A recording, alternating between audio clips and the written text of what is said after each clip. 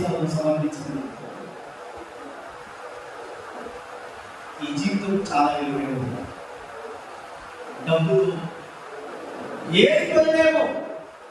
ప్రపంచంలో అధికారాన్ని మనం కొనవచ్చు, ఒక సంఘాన్ని మనం కొనవచ్చు, లోకంలో ఉన్న పేరు ప్రతిష్టలు మనం కొనుక్కోవచ్చు, బహుమానాలు మనం కొనుక్కోవచ్చు, బిరుదులు మనం కొనుక్కోవచ్చు, మనం డాక్టర్లు కావచ్చు, మనం మాస్టర్లు రెవరెండ్ కావచ్చు. కానీ పరలోక రాజ్యం కొనడానికి ఎవరికి హక్కు లేదు. ఎవరైతే ఆయన ప్రేమించాలో ఆయన ఉండే స్థలంలో ఆయన దేవుడు అనుభవిస్తారని చెప్పాడు. ఆ రాజ్యంలో ప్రవేశించాలంటే నీతి న్యాయాలు పండించాలి. ఆ రాజ్యంలో ప్రవేశించాలంటే మారు మనసు పొందాలి.